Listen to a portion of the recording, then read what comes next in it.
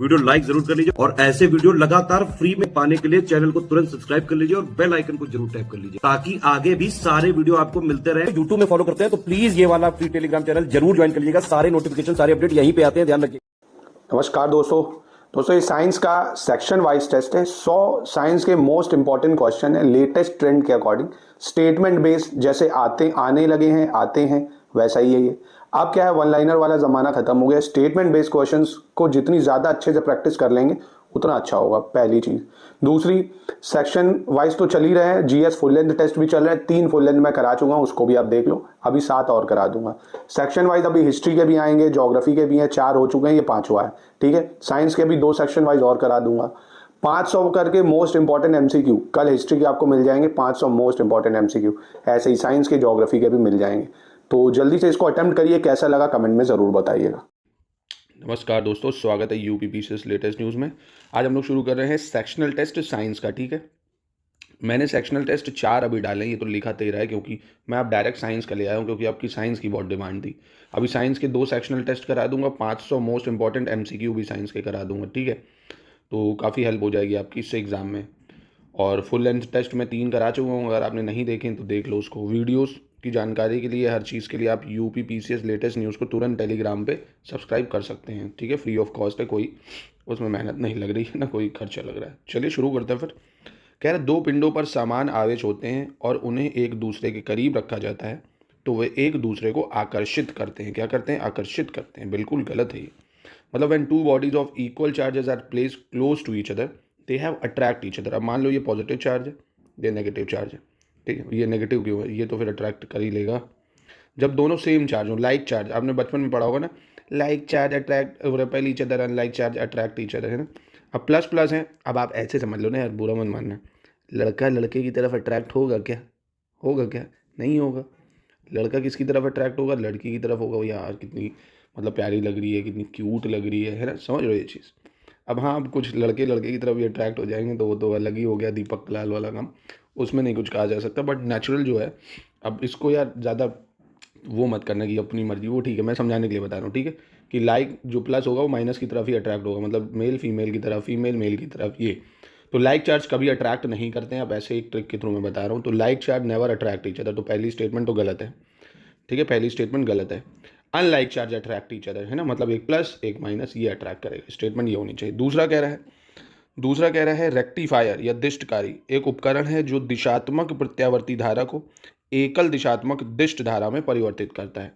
एक rectifier device है जो 2 डायरेक्शनल अल्टरनेटिंग करंट को, है ना, जो कन्वर्ट कर देता है 2 डायरेक्शनल अल्टरनेट करंट को into single direction direct current, ठीक है।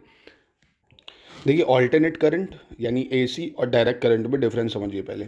ऑल्टरनेट करंट क्या होता है? जिसमें टाइम के साथ साथ करंट जो होता है वो चेंज होता रहता है। मतलब आप चाहो तो करंट को बदल सकते हो। कैसे बदल सकते हो करंट को? अगर मैं बोलूँ कैसे बदल सकते हो, मतलब जैसे फ़ैन का देखा होगा आपने, फ़ैन में आपके पास रेगुलेटर होता है, उसको घुमा दो, फ़ैन धीरे हो गया, यानी करंट कम कर दिया आपने, है ना। साउंड है, आप गाना बजाते हो, करंट ज़्यादा देना है तो गाने की आवाज़ बढ़ा दो, ठीक है। तो ये ऑल्टरनेट करंट है। डायरेक्ट करंट जैसे फ़ोन की बैटरी, वो कम होगी समय के साथ ही, है ना, जब उसमें अपने आप करंट कम होता जाएगा। डायरेक्ट करंट होता है ये सब, है ना, जो समय के साथ क्या होता है, चेंज नहीं होता है। समझ रहे हो? मतलब अल्टरनेट करंट क्या है, आप उसको बदल सकते हो। अल्टरनेट करंट में क्या होता है, एक ही समान करंट नहीं चलता है, ठीक है। डायरेक्ट करंट में एक ही करंट है। फ़ोन में आपने जितना चार्ज दे दिया वो उतना ही रहेगा, है ना। अब हमेशा थोड़ी होता रहेगा, आप यूज़ करते जाओगे कम होता जाएगा। ऑल्टरनेट करंट चेंज होता रहता है। तो आपकी ये दूसरी स्टेटमेंट बिल्कुल ठीक हो जाएगी, ठीक है। तीसरी कह रहे हैं डायोड का उपयोग आमतौर पर विद्युत आपूर्ति में प्रत्यावर्ती धारा को प्रत्यक्ष धारा में परिवर्तित करने के लिए किया जाता है।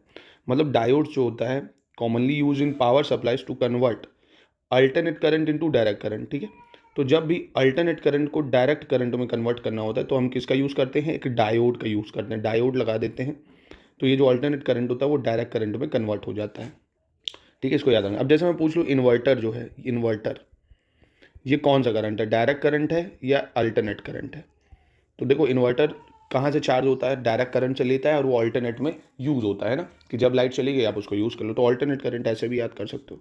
तो कहने का मतलब है 2 और 3 सही है। साइंस की थोड़ा सा जिसने पढ़ी होगी 10th 9th में वो कर लेगा ही। चलिए सेकंड देख लेते हैं। सेकंड क्या कह रहे हैं? कई लोग कहते हैं कि क्लियर नहीं दिखता, मैं थोड़ा जूम कर देता हूँ इसको, ठीक है। अब शायद आपको विजिबल होगा ये। सही विकल्प का बताना है, कौन सा विकल्प सही है इसमें से, ठीक है। चलिए, संवेग परिवर्तन की दर उस पर लगे बल के बराबर होती है। Rate of change of momentum is equal to the force applied on it. अब मोमेंटम का फॉर्मूला आपने पढ़ा होगा ना, मोमेंटम क्या होता था, मास इंटू वेलोसिटी, मतलब द्रव्यमान इंटू वेग, है ना। और rate of change of momentum क्या हो जाएगा, फोर्स जो आप उस पर लगा रहे हो। मोमेंटम मतलब अब ये समझो, जैसे शोएब अख्तर की बॉलिंग है, वो तेज़ होगी तो उसका मोमेंटम ज़्यादा होगा, और वहीं पे किसी स्पिनर की बॉल ले लो, उसका मोमेंटम कम होगा, है ना। मोमेंटम में क्या हो, जब वेट भी हो और वेलोसिटी हो, है ना, मतलब स्पीड ज़्यादा हो, डायरेक्शन के साथ वेलोसिटी हो, तो उसको बोलेंगे वेलोसिटी। ठीक है, तो ये तो ठीक हो जाएगा। दूसरा स्टेटमेंट कह रहा है, जब अंतरिक्ष से गिरता हुआ कोई पिंड पृथ्वी के वायुमंडल में प्रवेश करता है तो वायुमंडलीय दबाव के कारण जल जाता है, एटमॉस्फेरिक प्रेशर के कारण जल जाता है। ये गलत हो जाएगा, ठीक है, क्योंकि एटमॉस्फेरिक प्रेशर के कारण नहीं, फ्रिक्शन के कारण जलता है ना, घर्षण के कारण जलता है। इतनी तेज आता है हवा, इतनी तेज लगती है तो वो पूरे उसको जला देती है, तो स्टेटमेंट तो गलत है। अमोनिया क्लोराइड तथा जिंक क्लोराइड का उपयोग शुष्क सेल के इलेक्ट्रोलाइट के रूप में किया जाता है। Ammonium chloride and zinc chloride are used as electrolyte of dry cell. ठीक है, ड्राई सेल देखा ना, जो रिमोट वगैरह में लगाते हैं उसको थोड़ा अंदर सूखा सूखा काला काला कार्बन होता है। ठीक है, तो ये वाली स्टेटमेंट ठीक है। सार्वभौमिक गुरुत्वाकर्षण का नियम सर आइजैक न्यूटन द्वारा प्रतिपादित है, the law of universal gravitation, तो बिल्कुल सही हो जाएगा ये, यानी 134 बिल्कुल सही है। देखो ग्रेविटी हर जगह है ना, मतलब अर्थ में सब कोई किसी न किसी की तरफ अट्रैक्ट होता है ना। चलिए क्वेश्चन थर्ड पे आते हैं। क्वेश्चन थर्ड कह रहा है, निम्नलिखित में से सही विकल्प का चयन करना है, कौन सा विकल्प सही है। हवा पानी की तुलना में अधिक प्रत्यास्थ होती है क्योंकि हवा पानी की तुलना में कम संपीड्य होती है। इंग्लिश में air is more elastic than water because air is less compressible than water. ये स्टेटमेंट गलत है दोस्तों, एयर कंप्रेसिबल है ही नहीं, वाटर ज़्यादा कंप्रेसिबल है ना।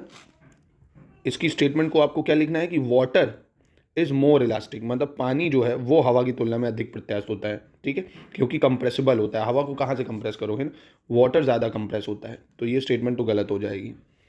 विश्व स्वास्थ्य संगठन के अनुसार 45 डेसिबल की तीव्रता वाली ध्वनि मनुष्य के लिए सबसे उपयुक्त है। ठीक है, हमारे लिए सबसे अच्छी साउंड क्या है, 45 डेसिबल, ठीक हो जाएगा।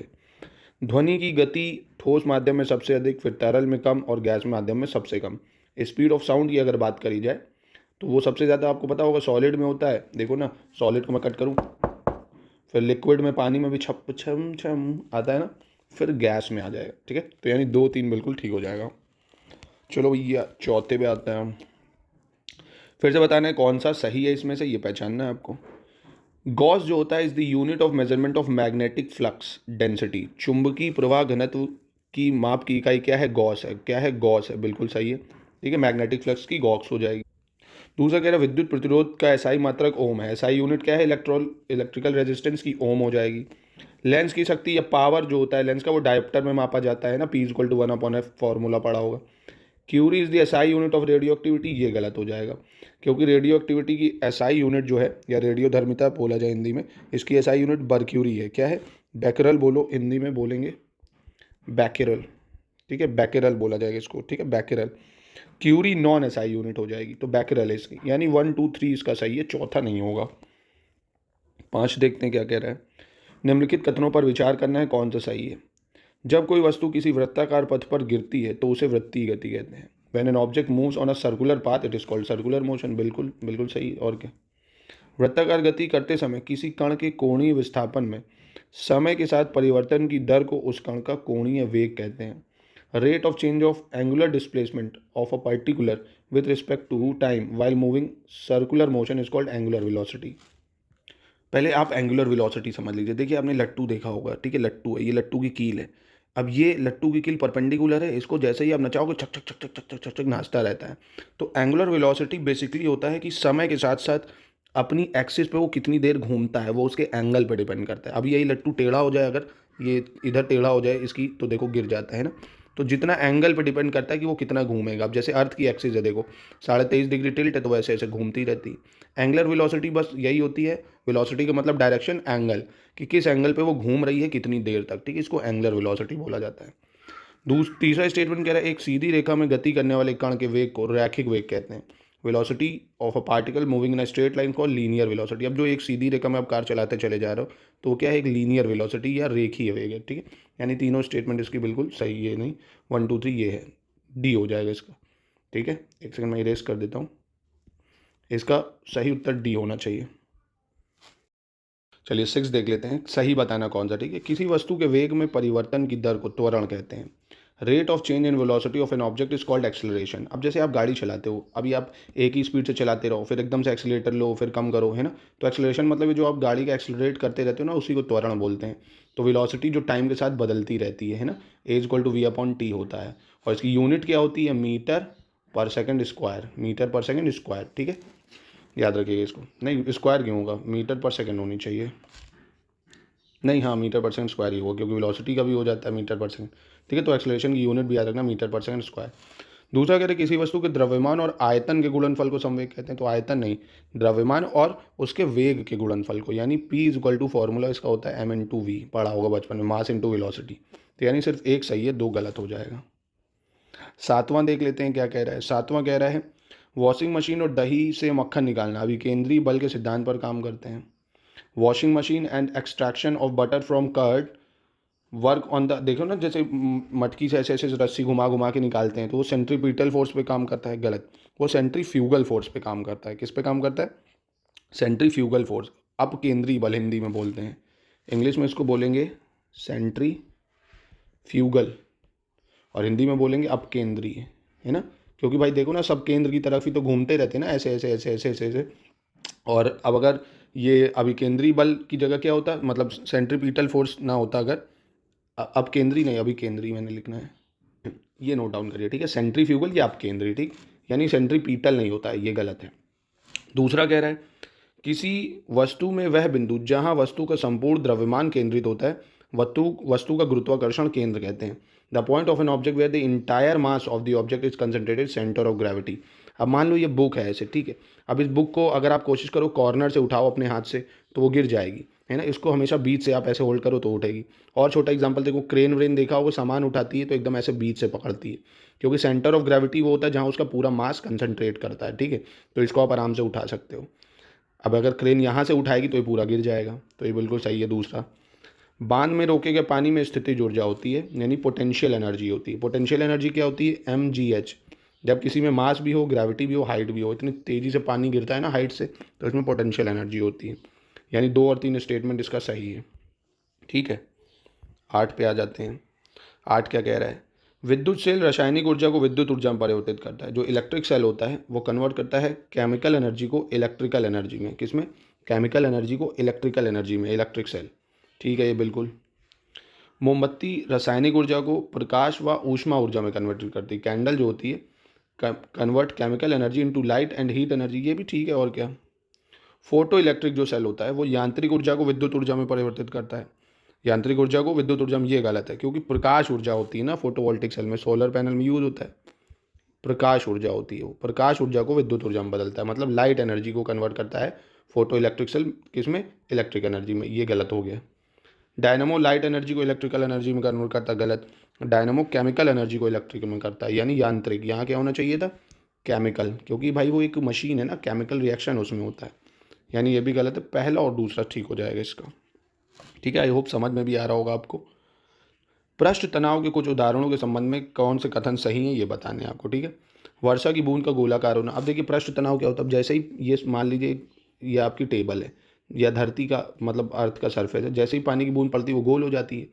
पृष्ठ तनाव मतलब ये भी तो फोर्स लगा रही है और वाटर भी फोर्स लगा रहा है, इसका फोर्स ज़्यादा लगा इसलिए उसको गोलाकार कर देती है, तो ये बिल्कुल ठीक हो जाएगा। जल की सतह पर लोहे की सुई का तैरना, flotation of iron needle on the surface of water, क्या ये भी सरफेस टेंशन मतलब पृष्ठ तनाव का उदाहरण है, बिल्कुल। अब डालोगे तो जो पानी है वो उस पर क्या लगा रहा है, अपनी तरफ से फोर्स लगा रहा है, उसको ऊपर उठा रहा है, तो बिल्कुल ये भी सही है। पानी में डुबाते समय शेविंग ब्रश के बालों का आपस में चिपकना, sticking of hair shaving brush together while dipping in water, नहीं ये गलत हो जाएगा, ठीक है। तीसरा वाला गलत हो जाएगा, यानी आपका सिर्फ 1 और 2 सही हो जाएगा, ठीक है। 1 और 2 बिल्कुल सही हो जाएगा।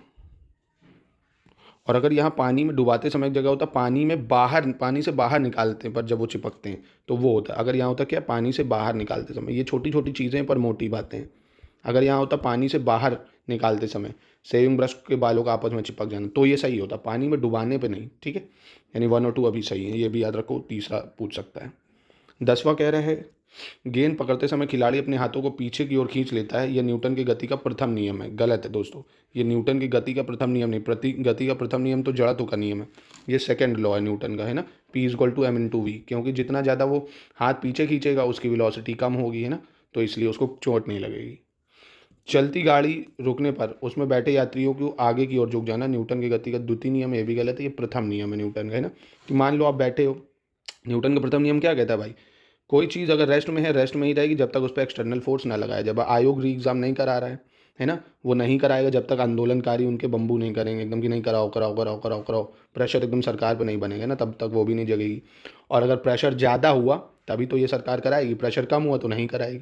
तो कहने का मतलब अगर ऑब्जेक्ट पे लगा हुआ प्रेशर फोर्स कम है तो वो ऑब्जेक्ट नहीं मूव करेगा, इसलिए उससे ज़्यादा वेलोसिटी फोर्स होना चाहिए तब वो वेलोसिटी आएगी, मूवमेंट करेगा, ठीक है। तो ये प्रथम नियम कहता है, यानी पहला दूसरा गलत हो गया। एक बंदूकधारी को अपनी बंदूक से गोली चलाने पर झटका पीछे की ओर लगता है, ये न्यूटन का तीसरा नियम है, एक्शन रिएक्शन, ये बिल्कुल ठीक है, तीसरा सही है बिल्कुल। 11 देखते हैं, निम्नलिखित में से गलत विकल्प का चुना है, गलत कौन सा है अब इसमें बताना है, ठीक। क्या है ये, ब्यूट्रियोमीटर का उपयोग पेय पदार्थों में कार्बोनिल अम्ल की मात्रा को मापने के लिए किया जाता है, ठीक है। तो ये तो हो गया गलत, क्योंकि ये जितने भी मिल्क प्रोडक्ट है ना, दूध उत्पाद या मिल्क प्रोडक्ट, उसमें फ़ैट कितना है या वसा कितना है, फ़ैट या वसा की मात्रा मापता है, ठीक है। ब्यूट्रियोमीटर का क्या काम होता है, use to measure amount of fat in milk, ठीक है, कितना फैट है दूध में ये मापता है, वो याद रखिएगा, फैट कंटेंट इन मिल्क के प्रोडक्ट, जितने भी मिल्क प्रोडक्ट है, माफ़ करिएगा, मिल्क ही नहीं, सिर्फ मिल्क के प्रोडक्ट भी हैं, जैसे पनीर है, दही, इन सब में कितना फैट है ये ब्यूट्रियोमीटर मापता है, ठीक। यानी ये तो गलत हो गया। चंद्रमा पर पृथ्वी के गुरुत्वाकर्षण बल के कारण चंद्रमा पृथ्वी के चारों ओर एक गोलाकार कक्ष में घूमता है, ये तो सही होगा। अब स्प्रिंग में गति के लिए गुरुत्वाकर्षण आवश्यक नहीं होता है, लेकिन पेंडुलम की आवर्त गति के लिए गुरुत्वाकर्षण आवश्यक होता है, ठीक, ये स्टेटमेंट ठीक है। 12 देख लेते हैं, अब 12 पे आते हैं, क्या कह रहा है, सही पूछ रहा है कौन सा, ठीक है। भाप का इंजन ऊष्मा गतिकी के दूसरे नियम के सिद्धांत पर काम करता है, stream engine work on the principle of second law of thermodynamics, तो ये गलत है, फर्स्ट लॉ पे काम करता है, किस पे, प्रथम सिद्धांत पर काम करता है, दूसरे पे नहीं, किस पे, प्रथम सिद्धांत पे, ठीक है। दूसरा कह रहा है aeroplane work in on Bernoulli's principle, वायुयान बर्नौली के सिद्धांत पर काम करता है, बिल्कुल, बर्नौली प्रिंसिपल आपको पता होगा दोस्तों अगर पढ़ा होगा, ठीक है। चलिए, इलेक्ट्रॉन माइक्रोस्कोप इलेक्ट्रॉन की तरंग प्रकृति के सिद्धांत पर कार्य करता है, electron microscope work on the principle of wave nature of electron, ये भी ठीक हो जाएगा, ठीक है, यानी अभी तक पहला गलत है सर। सोनार पराश्रव तरंगों के परावर्तन के सिद्धांत पर काम करता है, sonar work on the principle of reflection of ultrasonic waves, तो ये ठीक है, 2 3 4 ठीक है इसमें दोस्तों, ठीक है। चलिए 13 पे आ जाते हैं, 13 क्या कह रहा है, निम्नलिखित में से गलत विकल्प का चयन करना है, कौन सा गलत है। कोई कार एक समान चाल से गतिमान है परंतु उसका संवेग स्थिर है, तो उसका परिपथ दीर्घवृत्तीय पथ होगा, ठीक है, उसका परिपथ क्या कह रहा है, दीर्घवृत्तीय पथ होगा, तो इसको करो अब गलत, क्योंकि उसका संवेग स्थिर नहीं आता है, उसका संवेग क्या होता है, परिवर्तित होता रहता है, उसका संवेग स्थिर नहीं, परिवर्तित होता रहे, ठीक है। If a car is moving at a uniform but it's movement is not constant, ठीक है, मूवमेंट को कांस्टेंट नहीं होना चाहिए, कंटिन्यूसली चेंज होता रहे, तो उसको बोलते हैं इलिप्टिकल पाथ। इलिप्टिकल पता है ना दोस्तों, ऐसा कुछ होता है ना, जो पाथ को बदलता है, और सर्कल एकदम सेम होगा, ठीक है। तो ये हो गई स्टेटमेंट भैया गलत। जब वाष्प दाब वायुमंडलीय दाब के बराबर हो जाता है तो द्रव उबलने लगता है, when vapour pressure become equal to atmospheric pressure liquid start boiling, important है ये सब, देखो पीसेस में आ सकते हैं, ठीक है, क्योंकि आरओ में ये सब आए थे, देखो, ठीक है। तो कब पानी उबलेगा, जब वाष्प दाब वायुमंडलीय दाब यानी वेपर का प्रेशर एटमॉस्फेरिक प्रेशर के बराबर होगा। ध्रुवण एक ऐसा गुण है जो प्रकाश तरंग में दिखता है पर ध्वनि तरंग में नहीं दिखता है। Polarisation is a property that looks in light but does not looks in sound, ठीक है, यानी सिर्फ पहला गलत है, ठीक है। कह रहा है स्वचालित कलाई घड़ियों में हाथ की विभिन्न गतिविधियों से ऊर्जा प्राप्त की जाती है। When a person standing on a very sensitive scale inhale deeply the regarding scale decreases, ये क्या, ये पहले को यहाँ कर दिया, दूसरे को वहाँ कर दिया, चलिए ये वाला पढ़िया पहले, मतलब इसका स्टेटमेंट ये है, इन automatic wrist watches energy is obtain from various movement of the hand, तो ये जो ऑटोमेटिक रोड पहनते हैं ना, जो सेल से नहीं नब्ज से चलती है जिसको कहते हैं, तो बिल्कुल सही है, हाथ के मूवमेंट के हिसाब से एनर्जी मिलती रहती है उसको। और जब कोई व्यक्ति अति संवेदनशील स्केल पर खड़ा होकर गहरी सांस लेता है तो स्केल की रीडिंग कम हो जाती है ना, जैसे आप कहीं खड़े हो वेरी सेंसिटिव स्केल पर, जैसे आप उस पर खड़े हो जाओ, तराजू पे खड़े हो जाओ, एकदम डीप सांस लो, ठीक है, तो वो क्या हो जाएगा, कम हो जाएगा, ठीक है, तो ये बिल्कुल ठीक है ये। तीसरा कह रहा है प्रत्यानयन बल के लिए जड़त्व की आवश्यकता होती है, क्योंकि ये वस्तु को संतुलन के माध्यम से आगे बढ़ाता है, जिसके परिणाम स्वरूप सरल आवर्त गति होती है। ये गलत है, सरल आवर्त गति नहीं, सिर्फ आवर्त गति होती है। कैसी होती है, सिर्फ आवर्त गति या harmonic motion, not simple harmonic motion, यानी पहला दूसरा सिर्फ सही हो जाएगा इसमें, ठीक है। 15 देखते हैं। भौतिक राशियाँ एंगुलर वेलोसिटी की क्या होती है, रेडियंस पर सेकंड, एंगुलर वेलोसिटी रेडियन पर सेकंड, ठीक है ये। त्वरण मीटर प्रति सेकंड, मीटर प्रति वर्ग सेकंड यानी मीटर पर सेकंड स्क्वायर, ठीक है ये। एंगुलर एक्सेलरेशन रेडियन प्रति वर्ग सेकंड स्क्वायर, पर स्क्वायर लग जाएगा। संवेग की किलोग्राम मीटर प्रति सेकंड, ये गलत हो जाएगी दोस्तों, क्योंकि संवेग क्या होता है, P is equal to M into V, P is equal to M into V. M का होता है क्या, किलोग्राम मीटर, नहीं एम का हो गया किलोग्राम और वी का हो गया मीटर पर सेकंड, तो किलोग्राम मीटर पर सेकंड, वर्ग नहीं होना चाहिए, यानी सिर्फ 1 2 3 सही होगा इसका, ठीक है। चलिए भैया 16 पे आ जाते हैं। 16 क्या कह रहा है, निम्नलिखित में से गलत कौन सा है ये बताना है, ठीक है, कौन सा गलत है। साइक्लोट्रॉन, ये अर्नेस्ट ऑरलैंडो लॉरेंस, इन्होंने इसका आविष्कार करा, साइक्लोट्रॉन का, अर्नेस्ट ऑरलैंडो लॉरेंस, ठीक है ये। दूसरा है गायरोस्कोप, गायरोस्कोप को किसने करा है, विल्हम कनॉर्ड रिजंटे, ये गलत है, क्योंकि गायरोस्कोप लियोन फैकॉल्ट ने करा है, किसने, लियोन फैकॉल्ट, लियोन फैकॉल्ट, ठीक है, याद रखिएगा इसको। Radar Alfred Royer Taylor, Alfred Hoyt Taylor और लियो क्राफेड यंग, और बैरोमीटर इवांजेलिस्टा टोरेसेलिन, के नाम ऐसे इनको मारने का मन करता है मुझे, अरे सीधा सीधा नाम रखो ना यार। इवांजेलिस्टा टोरेसेली, अल्फ्रेड होया टेलर, लियो कॉर्वर्ड यंग, ये गलत है। अर्नेस्ट ऑर्नेल्डो लॉरेंस, ठीक है। इंग्लिश वाले भी समझ लो भैया, गायरोस्कोप को लियोन फॉकॉल्ट, लियोन FAUCOULT, यार एक बार स्पेलिंग देख लेना, दिमाग खराब हो रहा है मैं चलिए खैर 17 पे आते हैं। 17 क्या कह रहा है, 17 कह रहा है भैया सही कथन कौन सा है ये बताना है। अवतल दर्पण से बनने वाला प्रतिबिंब वास्तविक तथा आभासी होता है। The image formed bye concave mirror is real and virtual, बिल्कुल ठीक है, ठीक। दूसरा, उत्तल दर्पण से बनने वाला प्रतिबिंब हमेशा आभासी, सीधा और छोटा होता है। Image formed by convex mirror is always virtual, erect and diminished, ये भी ठीक हो जाएगा। समतल दर्पण द्वारा निर्मित प्रतिबिंब हमेशा आभासी और सीधा होता है। Image formed by plane mirror is always virtual and erect, ये भी ठीक हो जाएगा। 1 2 3 बिल्कुल सही है इसके, ठीक है, 1 2 3 बिल्कुल सही है। 18 देखते हैं। जब प्रकाश किसी प्रिज्म से होकर फैलता है तो बैगनी रंग सबसे अधिक विचलन दर्शाता है। When light is dispersed through a prism, the velocity, नहीं, the violet color shows the most deviation। तो आपने देखा होगा ना, ये विब्योर की अगर बात करें, ऐसे ऐसे ऐसे बनता है ना, वी विब्योर तो पढ़ा होगा ना, VIBGYOR, तो सबसे ज़्यादा विचलित यही होता है, ठीक है, मतलब सबसे ज़्यादा जो टिल्ट होता है वो यही होता है। दूसरा कह रहा है when light is dispersed through a prism the red colour show least deviation, तो सबसे कम होता है रेड का और सबसे ज़्यादा होता है वॉयलेट का, ठीक है, ये याद रखना है। लाल का सबसे क्या होता है, कम डेविएशन होता है, क्योंकि उसकी तरंग दैर्ध्य ज़्यादा है, वॉयलेट का सबसे कम, याद रखो इसको। प्रकाश के परावर्तन के कारण हरे प्रकाश में देखने पर लाल कमल का फूल काला दिखाई देता है। Due to reflection of light red lotus flower appear black when view in green light, ठीक है ये, यानी 1 2 3 बिल्कुल ठीक हो जाएगा। आगे बढ़ते हैं। निम्नलिखित में से इसमें सही विकल्प बताना है कौन सा है।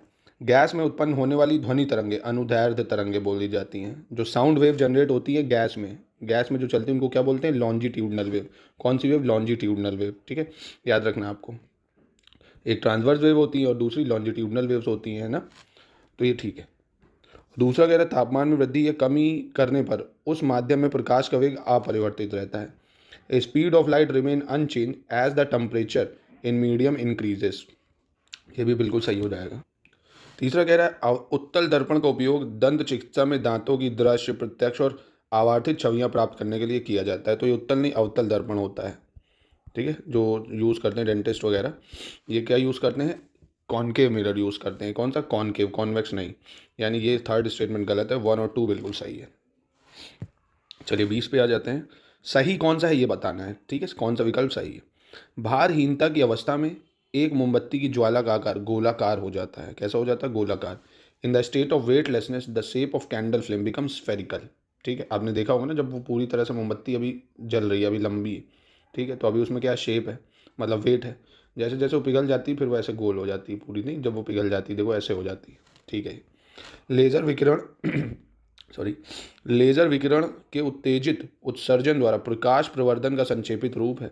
Laser is a short for light amplification by stimulated emission of radiation, ठीक हो जाएगा ये, ठीक है। एक चुंबकीय कंपास सुई हमेशा उत्तर पश्चिम की ओर इशारा करती है, magnetic compass always north west. तो ये वाली स्टेटमेंट थोड़ी आपकी गलत हो जाएगी, क्योंकि आपने पढ़ा होगा नॉर्थ वेस्ट नहीं, हमेशा उत्तर की ओर इशारा करती है ना, सिर्फ उत्तर की ओर, नॉर्थ की तरफ। Magnetic compass always point towards north, ठीक है, सिर्फ नॉर्थ की तरफ करेगा। यानी दोस्तों इसका सिर्फ कौन सा सही हो गया आपका, 1 और 2 सही है, ठीक है। 21 में बताना है निम्नलिखित में से सही विकल्प कौन सा है। फुसफुसाहट के शोर की तीव्रता का स्तर 20 डेसिबल से 40 डेसिबल तक होता है, जो विस्परिंग कर देना कानाफूसी, 20 से 40, ठीक है। पत्तों की सरसराहट की तीव्रता 20 डेसिबल तक होती है, कितनी होती है, 20 डेसिबल तक, क्योंकि वो हमें सुनाई देती है। ह्यूमन की ऑडिबल रेंज आई है ना 20 से 20,000। चमगादड़ 20 किलो हर्ट्ज से ऊपर की ध्वनि सुनने में सक्षम होते हैं, कितनी, 20 किलो हर्ट्ज से भी ऊपर, देखो इतने सेंसिटिव है।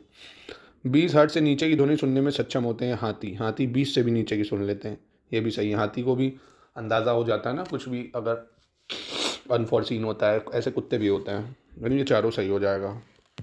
चलिए 22 पे आ जाते हैं।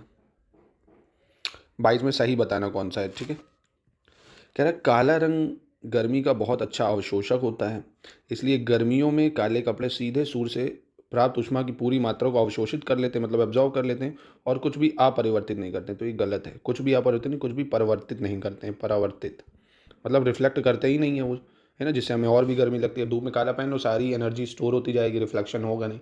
वाइट पहनिए आप, सब रिफ्लेक्ट होगा, गर्मी नहीं लगेगी, है ना। तो ये स्टेटमेंट तो गलत है।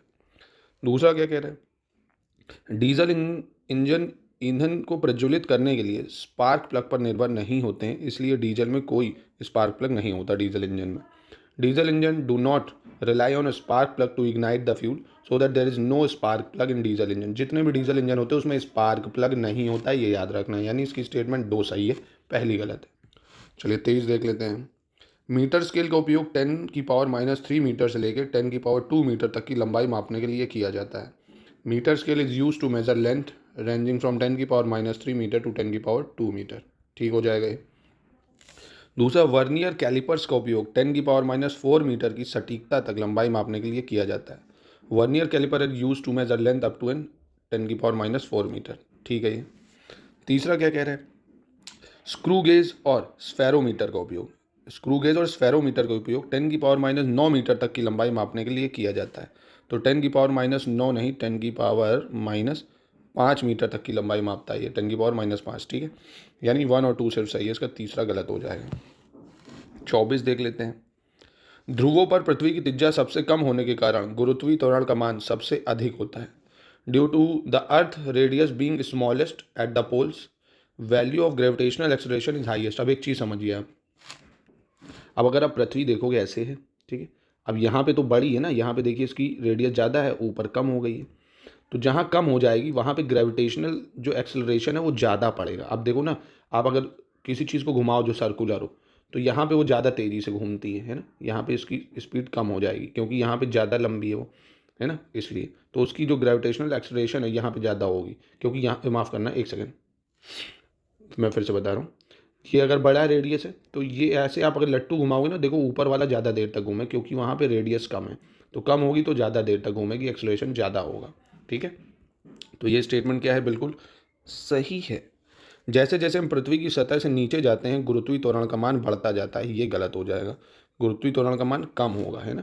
Acceleration due to gravity increases as we go below the earth, हाँ कम होता जाएगा, ये कैसा होता जाएगा, कम होता जाएगा। दूसरा की बात करें अगर, पृथ्वी के केंद्र पर गुरुत्वीय त्वरण का मान 0 होता है। Value of acceleration due to gravity at the centre of the earth is 0, ये ठीक है।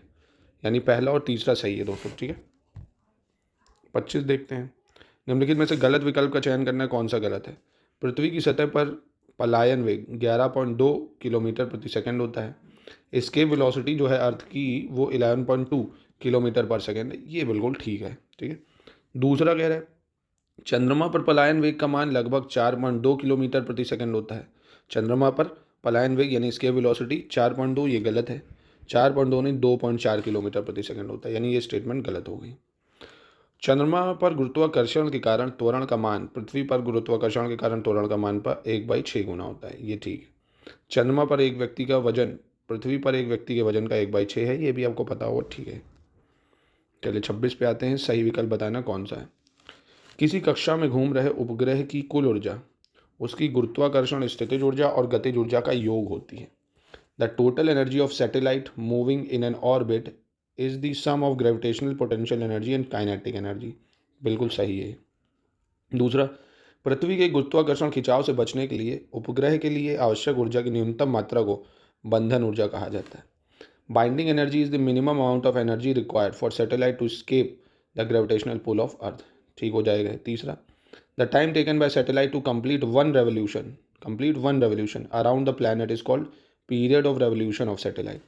किसी उपग्रह द्वारा ग्रह के चारों ओर एक चक्कर पूरा करने में लगने वाले उपग्रह जो समय उसको परिक्रमण काल कहते हैं। तीनों स्टेटमेंट बिल्कुल सही। दोस्तों इस टाइप के सवाल ही अब स्टेटमेंट वाइज का ट्रेंड बढ़ ही रहा है, कम नहीं हो रहा है। तो स्टेटमेंट वाले क्वेश्चन जितना आप प्रैक्टिस करेंगे उतना आपके लिए अच्छा है। आप क्या करते हैं, पुराने मार्केट से देख रहे हो, वन लाइनर पढ़ लिया, वन लाइनर से अब काम नहीं चलेगा दोस्तों, ये कड़वा सा है। कराने को तो मैं भी अपने व्यूज़ के लिए आपको वन लाइनर कराता रहूँ, पर आएगा ही नहीं, क्या मतलब है ना। पेपर में ऐसे ही सवाल आएंगे। अब साइंस का लेवल बढ़ रहा है, हर एग्जाम का लेवल बढ़ रहा है, क्योंकि कंपटीशन बढ़ रहा है। अब वो पुराने पैटर्न से काम नहीं चलेगा। 20 साल के पुराने पेपर लिया, वन लाइनर कर लिए ना, वन लाइनर का मतलब ही खत्म हो रहा है। ROR देख लो चाहे PCS, थोड़ा सा अब आपको अपनी अप्रोच को भी बदलना पड़ेगा, हवा के साथ साथ बहना पड़ेगा, ठीक है। चलिए 27 देख लेते हैं। 27 क्या कह रहा है, कौन सा सही है सरल आवर्त गति के उदाहरण के संबंध में, ठीक है। सरल आवर्त गति या सिंपल हार्मोनिक मोशन, किसी स्प्रिंग से लटके द्रव्यमान की गति, motion of mass suspended from A spring, तो सरल आवर्त गति ये होती है सरल आवर्त गति, तो बिल्कुल ठीक हो जाएगा। किसी सरल लोलक की गति या motion of simple pendulum, pendulum नहीं ऐसे आप लटका दो ऐसे ऐसे मूव करता है, ये सरल आवर्त गति है। किसी घर्षण रहित क्षैतिज तल पर किसी स्प्रिंग से बंधे द्रव्यमान की गति, ये भी सही है। ये सब उदाहरण है सरल आवर्त गति के, इसका D हो जाना चाहिए आंसर। चलिए 28 पे चलते हैं। 28 क्या कह रहा है, सही विकल्प का चयन करना कौन सा सही है, ठीक है। इसमें से कौन सा सही है। क्रांतिक ताप पर पृष्ठ तनाव शून्य होता है। क्रांतिक ताप पर पृष्ठ तनाव शून्य होता है, मतलब surface tension is zero eight critical temperature. जब भी क्रिटिकल टेम्परेचर रीच हो जाता है पानी में, ठीक है, तो उसका पृष्ठ तनाव शून्य हो जाता है, ठीक। आदर्श द्रवों का पृष्ठ तनाव शून्य होता है। Surface tension of ideal liquid is zero, ये भी बिल्कुल ठीक हो जाएगा। ताप बढ़ाने पर किसी द्रव का पृष्ठ तनाव घट जाता है। जैसे जैसे आप किसी द्रव का ताप बढ़ाएंगे ना तो पृष्ठ तनाव घट जाएगा। आप गर्म पानी को फेंकेंगे ना तो उसमें बूंद नहीं बनेगी ज़मीन पे, ठीक है, तो ये भी सही है। और ताप घटाने पर किसी द्रव का पृष्ठ तनाव क्या होता है, बढ़ जाता है। ताप घटाएंगे तो पृष्ठ तनाव बढ़ेगा, ताप बढ़ाएंगे तो पृष्ठ तनाव घटेगा। याद रखो ये सब, ये सारे सही हैं, ठीक है। ये स्टेटमेंट जरूर याद हो। आप टेम्परेचर बढ़ा दो, गर्म कर दो तो पृष्ठ तनाव घट जाएगा, और टेम्परेचर कम कर दो तो पृष्ठ तनाव बढ़ जाएगा। ठंडा हो गया पानी तो बूंद जल्दी बनेगी, है ना। देखते हो ना, कोल्ड ड्रिंक वगैरह पीते हो तो ग्लास में साइड में बबल्स बनने लगते हैं, तो ठंडे ही के कारण होते हैं। गर्म पानी में क्या कभी देखे हो साइड में बबल बनेगा ही नहीं। तो रोज़मर्रा के एग्जाम्पल तो समझो इन सब चीज़ों को, ठीक है। 29 पे आ जाते हैं।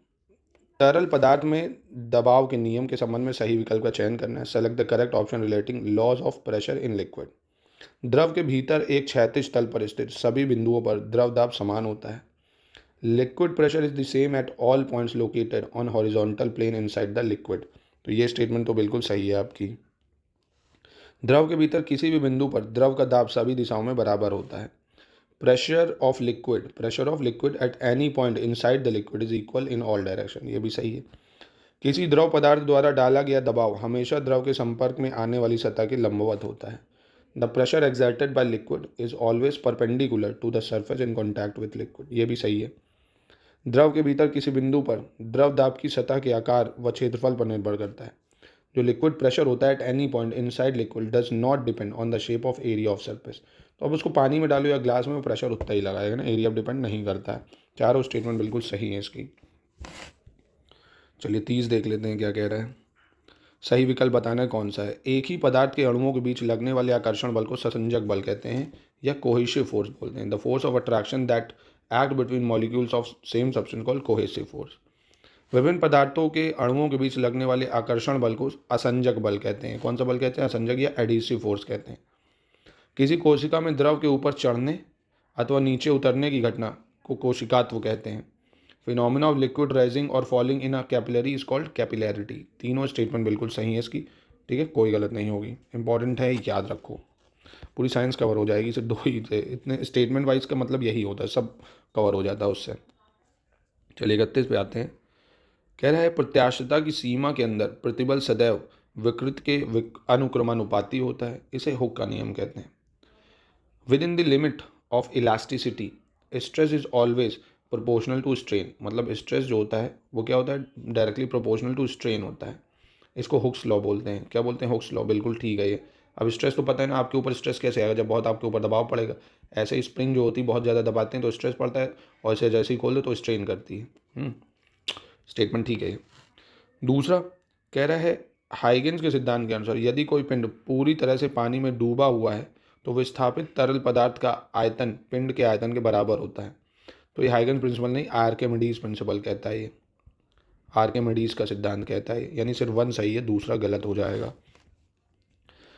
सदिश राशियों के संबंध में गलत विकल्प चुनना है। कौन सा सदिश राशि नहीं है, डिस्प्लेसमेंट, वेट, एनर्जी या टॉर्क। देखिए सदिश का मतलब ही क्या हो गया है ना, अदिश सदिश। सदिश मतलब दिशा के साथ, है ना, जैसे वेलोसिटी, इसमें दिशा भी है, वेग भी है। डिस्प्लेसमेंट, वेट, एनर्जी दोस्तों ये अदिश राशि है, ठीक है, सदिश नहीं है, ठीक है।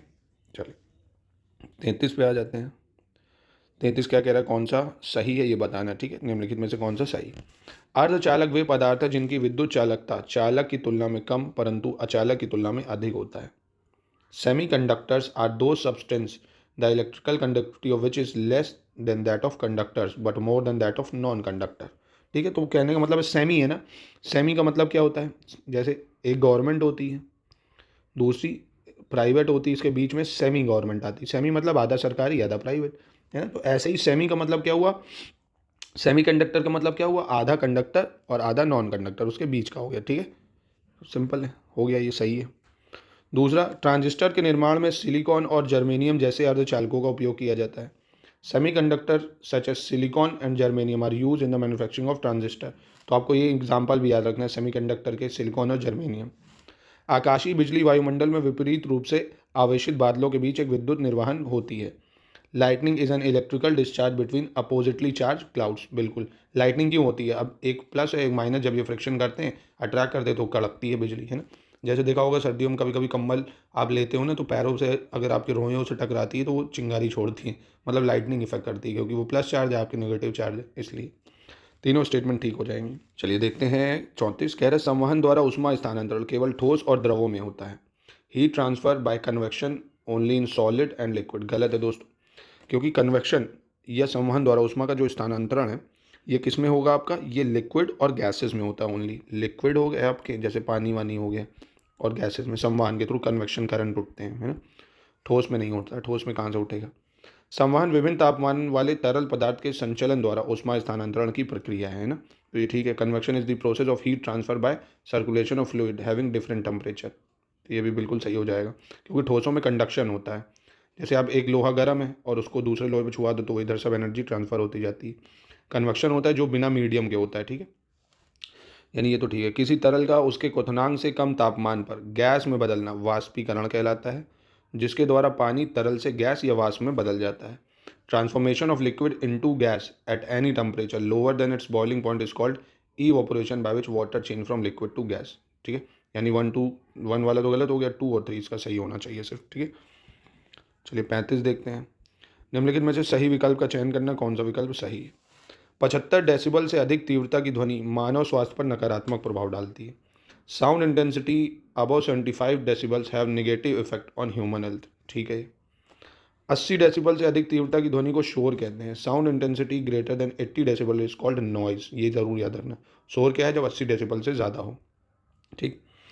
नेक्स्ट, घड़ियों में जर्मेनियम डाइऑक्साइड नामक क्वार्ट्ज क्रिस्टल का उपयोग किया जाता है। तो quartz crystal called germanium dioxide is used in watches. ठीक है।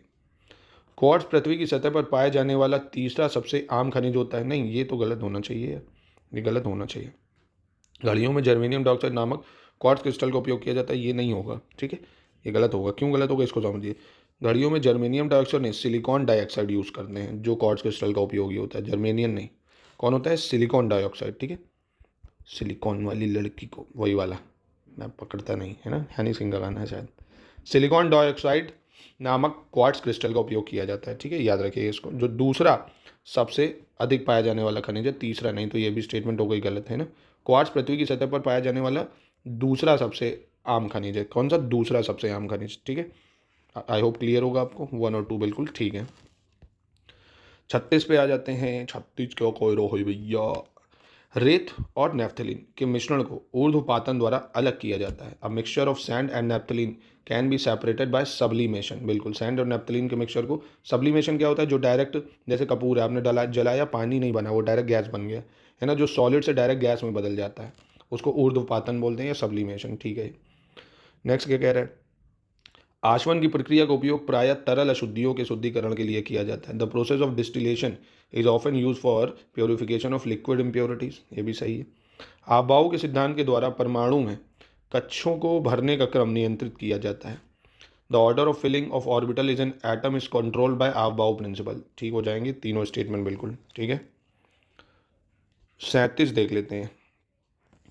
न्यूट्रॉन एक प्रकार के आवेश रहित मौलिक कण होते हैं जो परमाणु के नाभिक में प्रोटॉन के साथ पाए जाते हैं। Neutrons are a type of chargeless fundamental particle. These are found along with protons in the nucleus of atom. अब जैसे न्यूक्लियस है, ठीक है, इसके न्यूक्लियस में पाया जाता है न्यूट्रॉन, ठीक है, बाकी इलेक्ट्रॉन तो रिवॉल्व करते रहते हैं बीच में।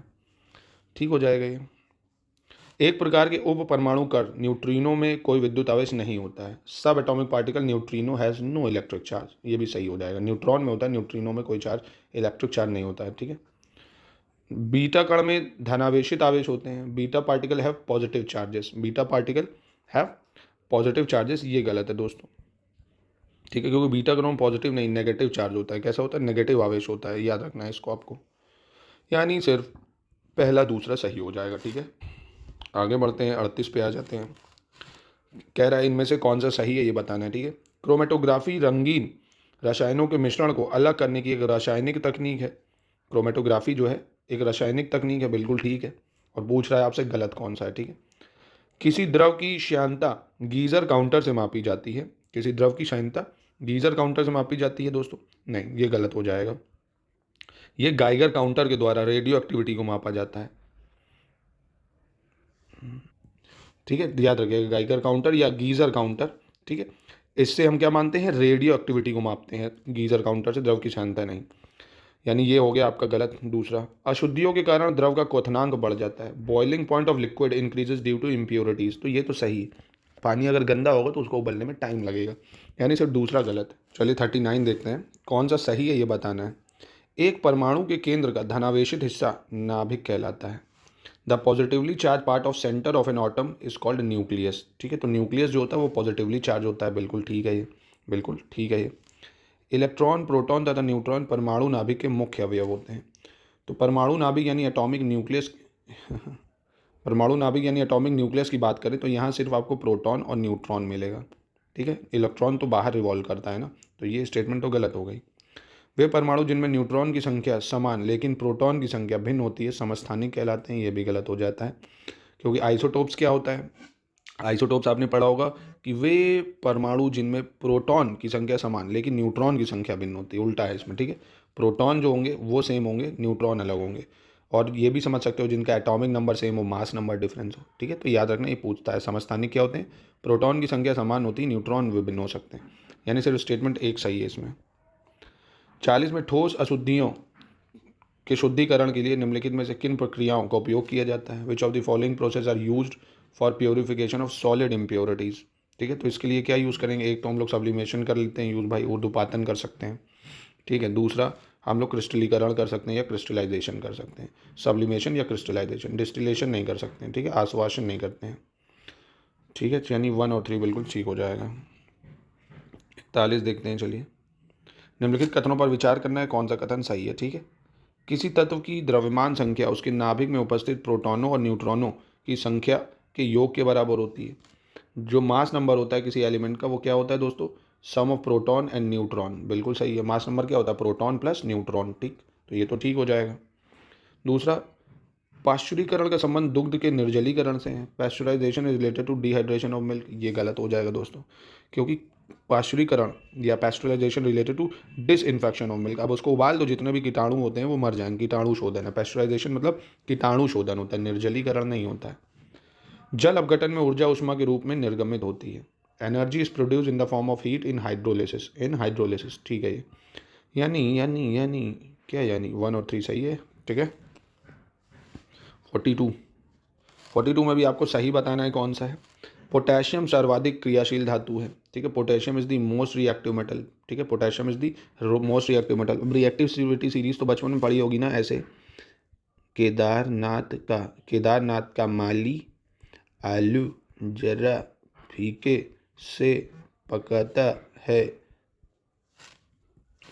Copper mercury silver gold platinum, है ना।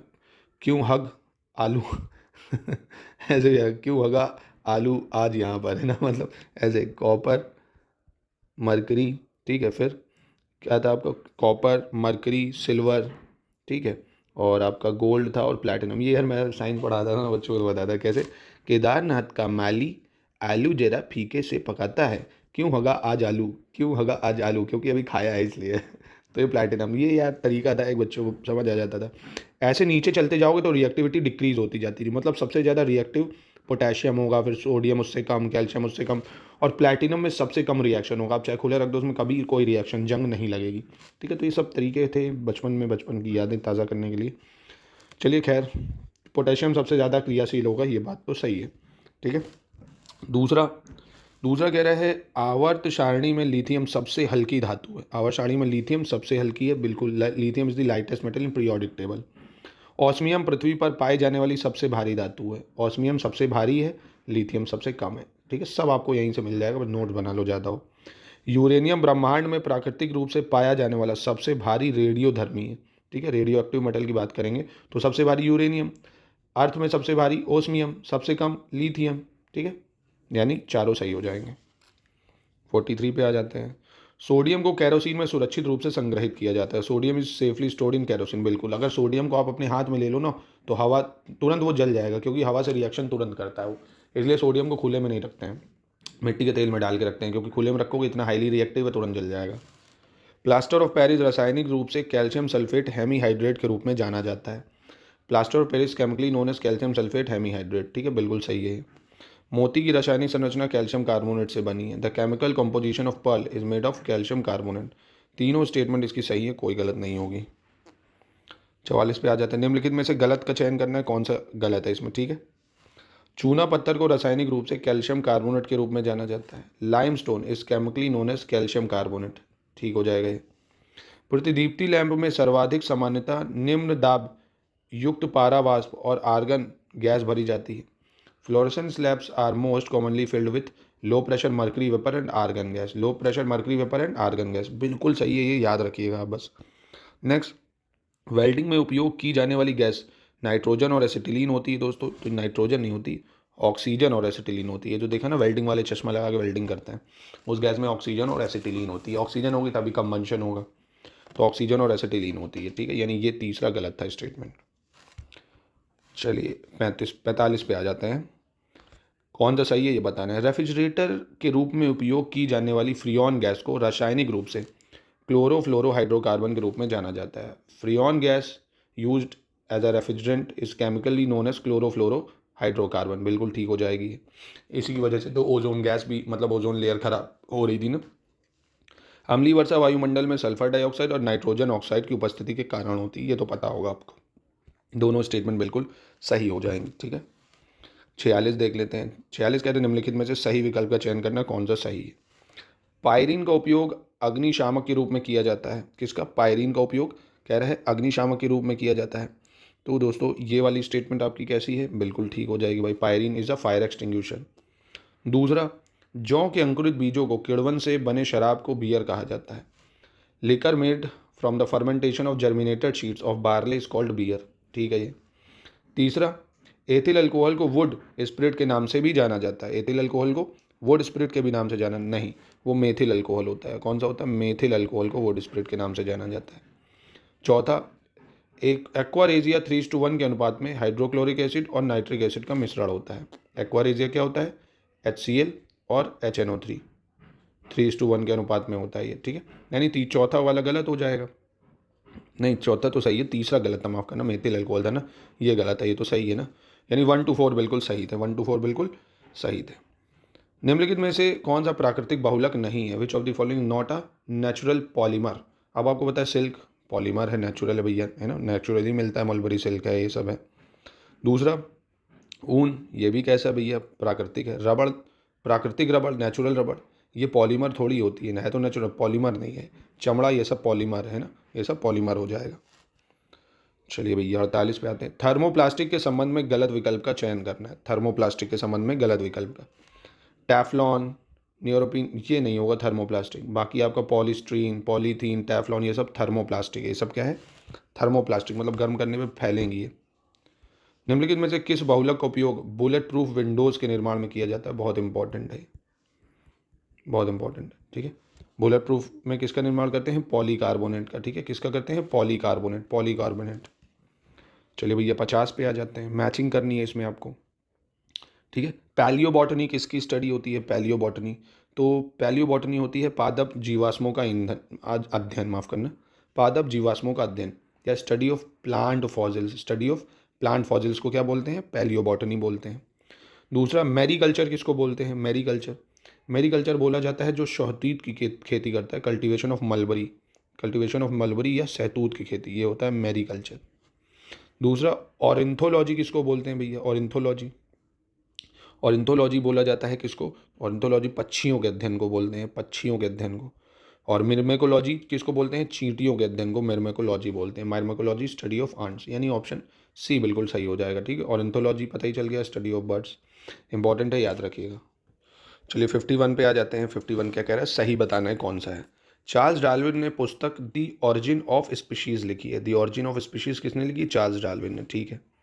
ह्यूगो डी व्रीज ने विकासवाद के सिद्धांत का प्रतिपादन करा है। किसने? ह्यूगो डी व्रीज ने विकासवाद का, तो ये गलत है दोस्तों। जैव विकास का या विकासवाद का जो भी है, ये भी किसने करा है? चार्ल्स डार्विन नहीं करा है विकासवाद के सिद्धांत का प्रतिपादन, तो ये तो गलत है।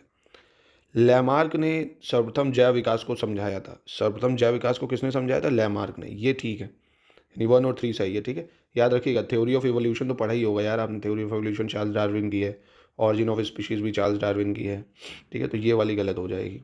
बाकी लैमार्क ने बायोलॉजिकल इवोल्यूशन सबसे पहले एक्सप्लेन करा था, ठीक है।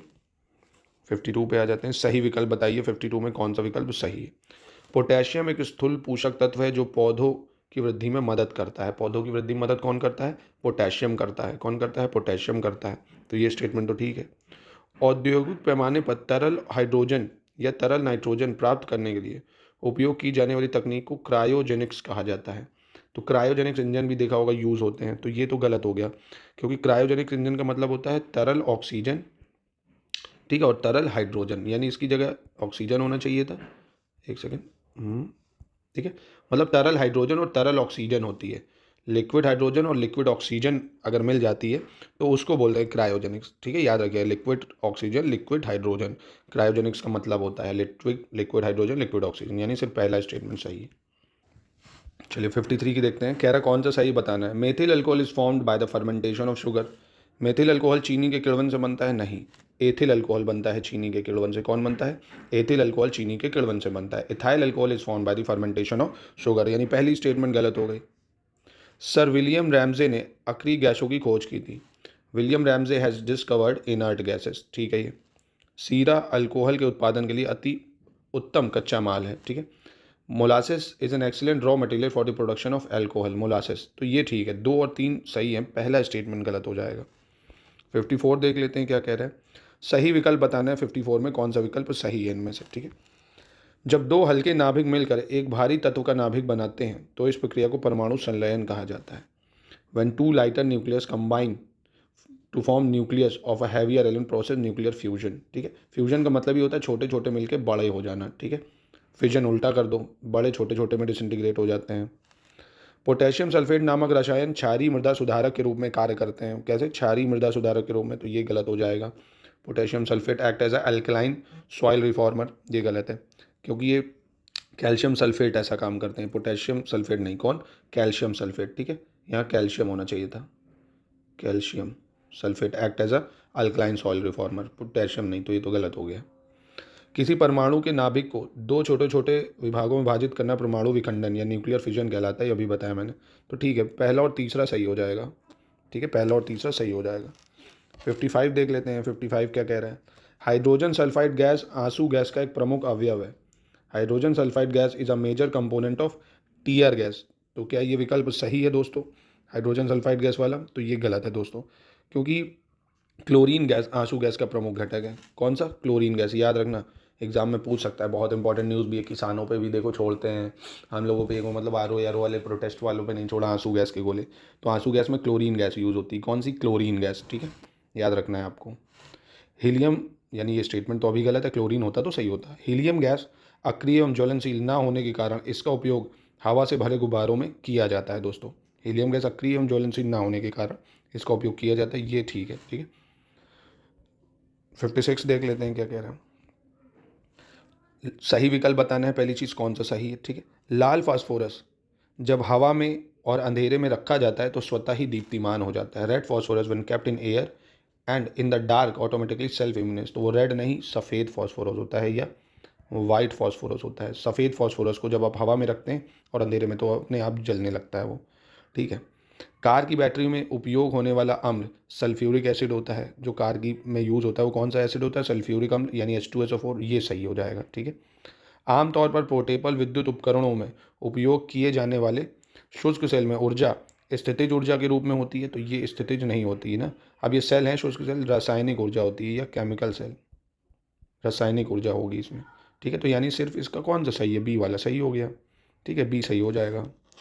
57 देखते हैं, सही विकल्प का चयन करना कौन सा सही है।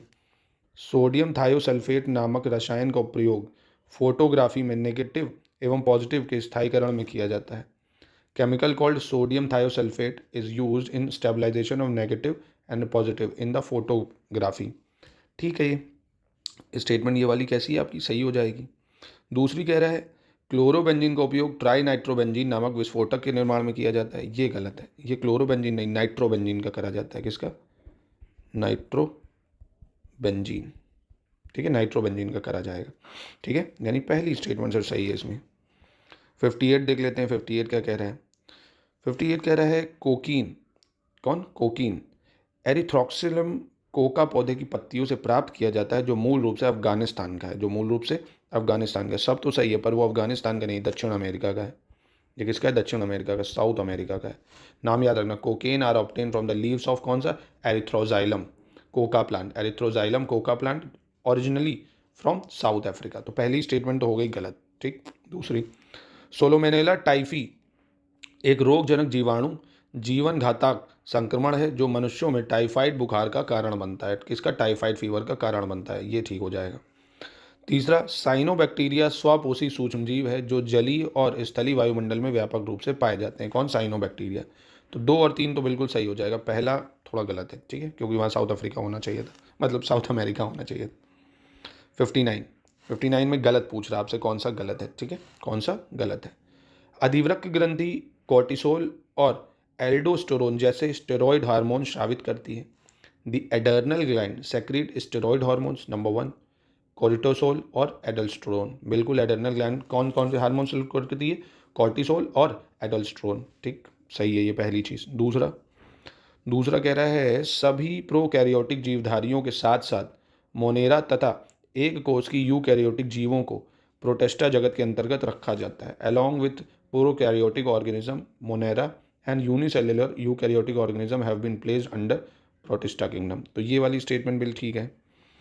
तीसरी क्या कह रहा है? तीसरी कह रहा है वायरस में प्रोटीन के अतिरिक्त 2 अन्य आनुवंशिक पदार्थ आरएनए तथा डीएनए भी होते हैं दोस्तों। तो ये यहाँ पे गलत हो जाएगा दोस्तों। किसी भी वायरस में आरएनए डीएनए दोनों एक नहीं होते हैं। ठीक है, याद रखना, मतलब आरएनए अथवा डीएनए हो सकता है पर दोनों नहीं हो सकते हैं। ठीक है, आनुवंशिक पदार्थ डीएनए भी होते नहीं, एक ही होगा, दोनों नहीं हो सकते। ये स्टेटमेंट गलत हो जाएगी।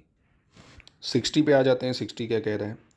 किसी क्षार या अम्ल की प्रबलता उसके द्वारा उत्पन्न H+ आयन या OH- आयनों की संख्या पर निर्भर करती है। क्षार या अम्ल की जो प्रबलता है H+ आयन या OH- आयन की संख्या पर निर्भर करती है, ये ठीक है।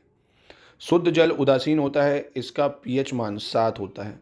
जो प्योर वाटर है ये न्यूट्रल है, इसका पीएच वैल्यू 7 है, ये ठीक है। कोई पदार्थ अम्लीय है या क्षारीय जिसका परीक्षण करने के लिए विशेष प्रकार के पदार्थों का उपयोग किया जाता है जिन्हें सूचक कहा जाता है। क्या कहा जाता है? सूचक, ठीक है। ये जब अम्लीय या क्षारीय पदार्थ वाले घोल में सूचक मिलाए जाते हैं तब उनका रंग बदल जाता है ना। इंडिकेटर्स मिलाते हैं तो उसका रंग बदल जाता है, ये भी सही हो जाएगा। ये भी क्या होगा आपका? सही हो जाएगा। दूसरा, यदि कोई जली विलयन क्षारीय है तो उसका पीएच मान 7 से कम होगा, ये गलत है। देखिए, जब कोई क्षारीय मतलब कैसा होगा? अल्कलाइन, तो 7 से ज़्यादा होता है। आपको ये पता होगा कि 7 है, ये 14 है, इधर 0 है। 7 से कम एसिडिक होगा, जितना कम होगा उतना ज़्यादा एसिडिक, और 7 से जितना ज़्यादा होगा उतना ज़्यादा बेसिक होगा। 7 न्यूट्रल होता है जैसे पानी, ठीक। यानी 1 2 3 4 सही है, 5वां गलत हो जाएगा। चलिए 61 देखते हैं। 61 में भी आपको बताना है कौन सा सही है, ठीक है। German theoretical physicist Max Planck had propounded the quantum theory. Quantum theory किसने दी है भैया? क्वांटम थ्योरी दी है किसने? जर्मन सिद्धांतिक भौतिक विज्ञानी मैक्स प्लैंक ने दी है। तो ये मैक्स प्लैंक ने दी है क्वांटम थ्योरी, ठीक है, ये सही है। एक शुष्क सेल में अमोनियम क्लोराइड एवं जिंक क्लोराइड का विद्युत अपघट्ट के रूप में प्रयोग किया जाता है। In a dry cell ammonium chloride and zinc chloride are used as electrolysis, ये ठीक हो जाएगा। तीसरा क्या कह रहा है? तीसरे में ग्लाबर सॉल्ट कॉपर सल्फेट का डेकाहाइड्रेट रूप है। गॉबर जो सॉल्ट है is the dehydrate form of copper sulphate. ये वाली स्टेटमेंट थोड़ी गलत है आपकी, क्योंकि Glauber salt is dehydrate form of sodium sulphate, है ना, कॉपर सल्फेट नहीं, सोडियम सल्फेट होना चाहिए था। ग्लोबर सॉल्ट सोडियम सल्फेट का डेकाहाइड्रेट रूप है, ठीक। तो यानी पहला दूसरा बिल्कुल सही हो जाएगा। चलिए आगे बढ़ जाते हैं हम लोग अपने सवाल पे। 62 देख लेते हैं। 62 कह रहा है एथफॉन सबसे व्यापक रूप से इस्तेमाल किया जाने वाला पौधा विकास नियामक है क्योंकि ये बढ़ावा देता है किसे? Ethephon is the most widely use plant growth regulator as it promotes, क्या प्रमोट करता है भैया? लीफ फ्लावर और फ्रूट एब्सेशन, पत्ती फूल या फलों का विच्छेदन, फलों के पकने में, फलों की उपज और अंकुरण, सब में ये मदद करता है दोस्तों। सारे बिल्कुल सही हो जाएंगे, ठीक है, इसके सारे बिल्कुल ठीक हो जाएंगे। 63 देख लेते हैं क्या कह रहा है।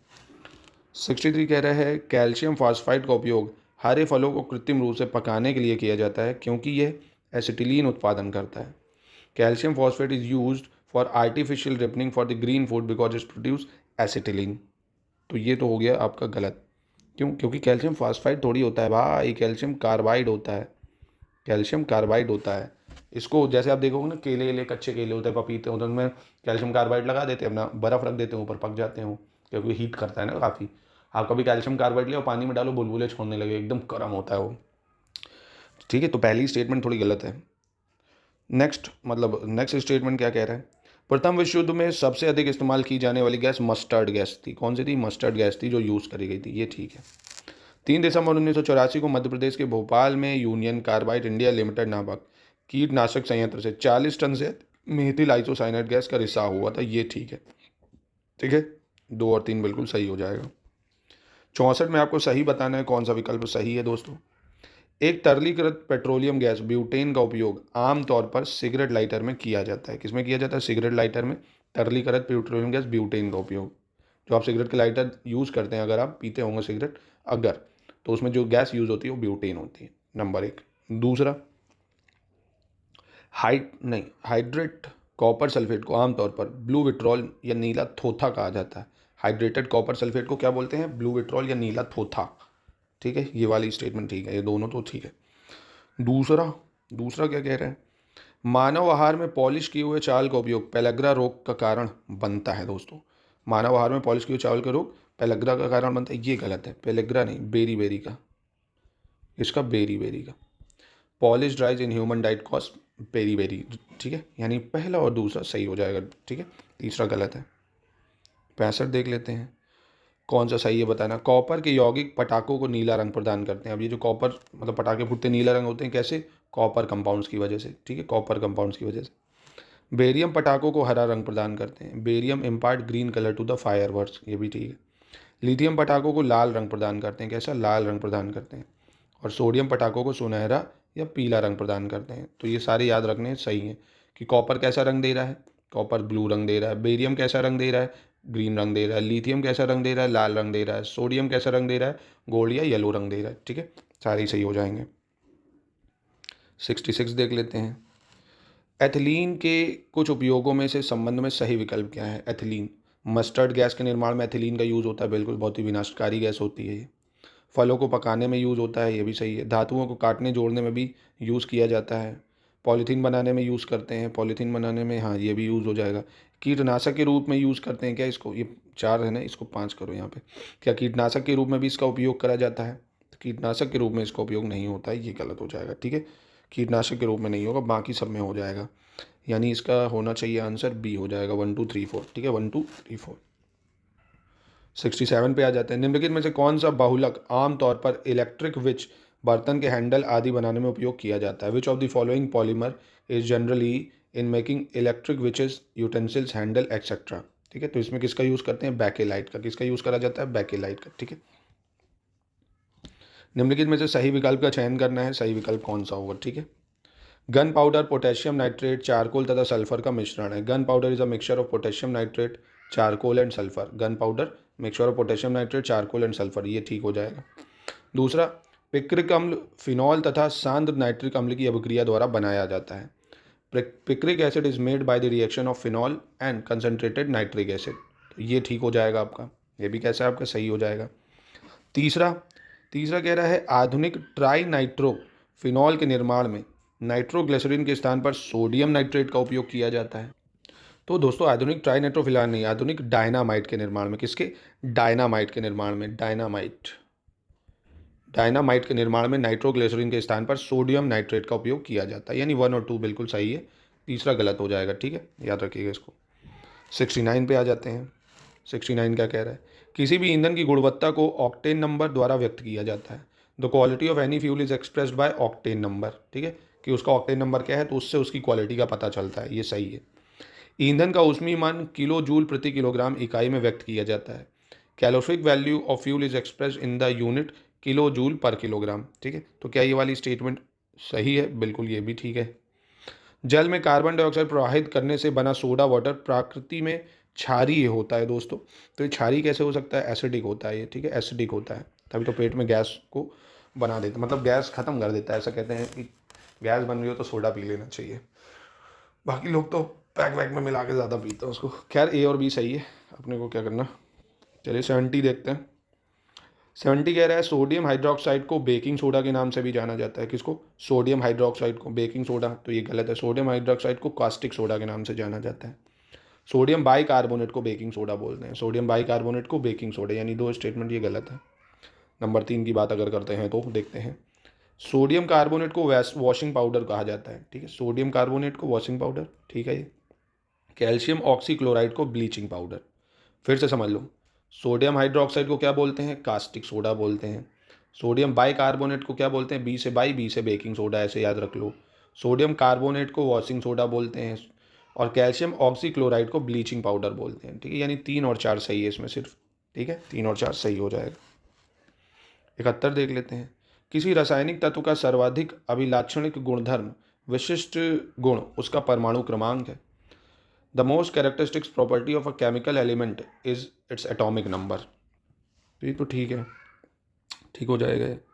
किसी परमाणु संख्या से न्यूट्रॉन की संख्या का पता चलता है। The atomic number of an atom reveals the number of neutron, ये गलत हो जाएगा। एटॉमिक नंबर का मतलब क्या होता है? नंबर ऑफ इलेक्ट्रॉन या नंबर ऑफ प्रोटॉन, ठीक है, और proton plus neutron mass number होता है, ठीक है, याद रखिएगा। प्रोटॉन की संख्या से हमें पता चल जाता है कि परमाणु संख्या क्या होगी, ठीक है, या इलेक्ट्रॉन की संख्या से भी पता चल जाएगा। दूसरा तो गलत हो गया आपका। तरंग कण द्वैत प्रकृति के अनुसार एक इलेक्ट्रॉन को कण और तरंग दोनों के रूप में वर्णित किया जा सकता है। According to the wave particles duality nature, an electron can be describe as both a particle and a wave, यानी 1 और 3 सही हो जाएगा इसका। 1 और 3 बिल्कुल ठीक है। 72 पे आ जाते हैं। सही विकल्प बताना है कौन सा इसमें से, ठीक है। रेडियोधर्मी वस्तुओं को शीशा से बने पात्र में रखना चाहिए, ठीक है। Radioactive item should be kept in container made of lead, ठीक है। ये बीटा किरणों के उत्सर्जन से संभारिक उत्पन्न होते हैं। Isobars are produced by the emission of beta rays, तो ये भी बिल्कुल सही हो जाएगा। कैसा निकलता है? बीटा रेज से आइसोबार्स प्रोड्यूस होते हैं। और आइसोटोप और आइसोबार में फ़र्क क्या है? आइसोबार में मास नंबर सेम होता है और आइसोटोप में एटॉमिक नंबर सेम होता है, ठीक है। तीसरा टर्म क्या कह रहा है? तीसरा कह रहा है एक रेडियोधर्मी धातु प्लूटोनियम जो हवा के संपर्क में आने पर पीला हो जाता है। पी से प्लूटोनियम, पी से पीला, तो ये भी ठीक हो जाएगा। चौथा कह रहा है रेडियो कार्बन डेटिंग जानवरों और पौधों के जीवित अवशेषों की आयु निर्धारित करने की विधि है दोस्तों। तो रेडियो कार्बन डेटिंग जानवर पौधों जीवित अवशेषों की आयु निर्धारित करने की विधि है। ठीक है, हाँ ये भी सही है, मतलब सारे ही इसके सही हो जाएंगे। इसका ऑप्शन डी होना चाहिए। ठीक है, इसका डी हो जाएगा।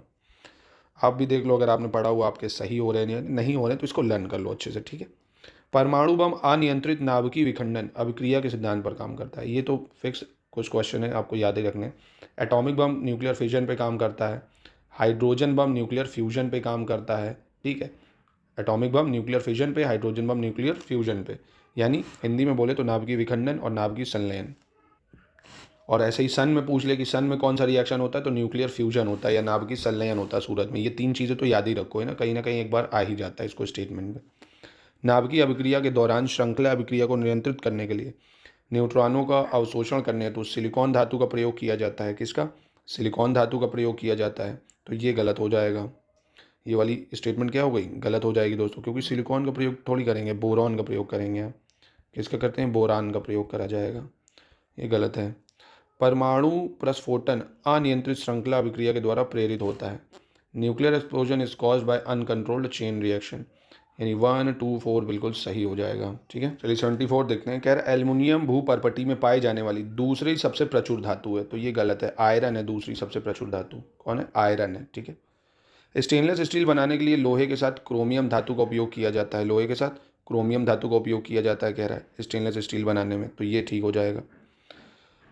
फिर पॉजिट्रॉन इलेक्ट्रॉन का एंटी पार्टिकल है। Positron is an anti particle of electron. ठीक है। ये पायराइट को मूर्खों का सोना के नाम से भी जाना जाता है। Pyrite is also known as fool's gold. ये भी ठीक है, फूल्स गोल्ड स्टेटमेंट याद रखना, पायराइट को बोलते हैं।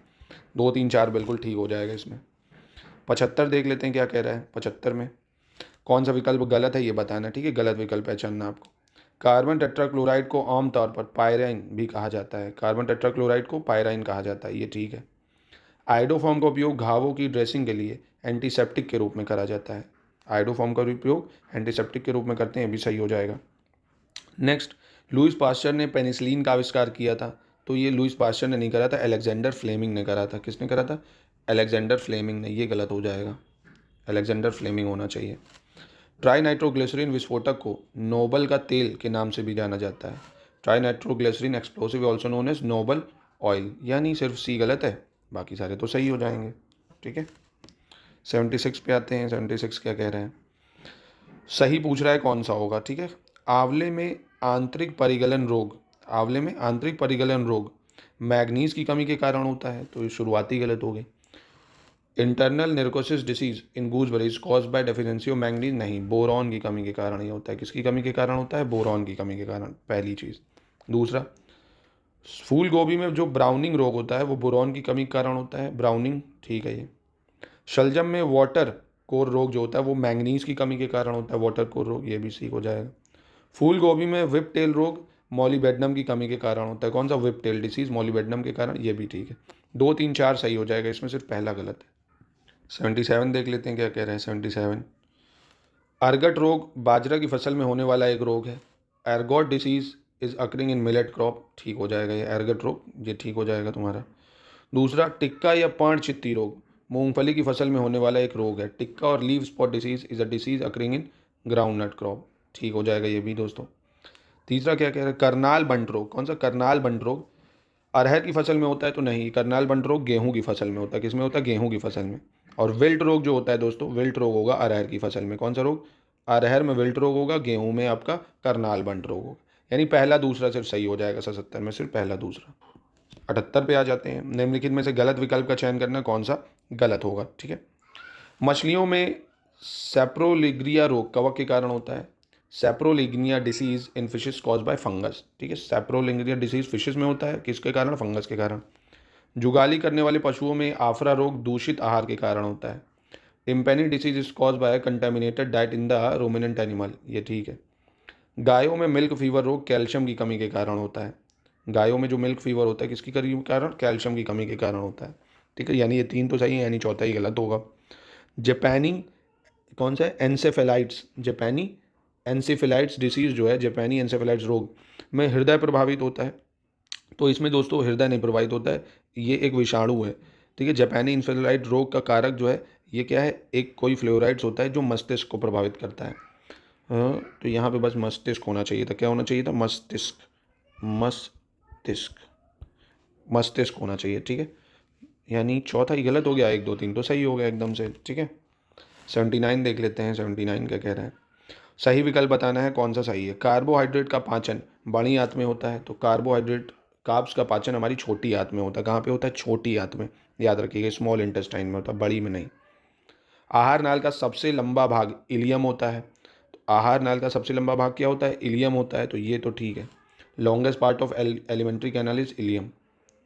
लार में मौजूद एमाइलेज नामक एंजाइम मुंह में लार ग्रंथियों द्वारा स्रावित होता है, ये भी सही हो जाएगा, ठीक है।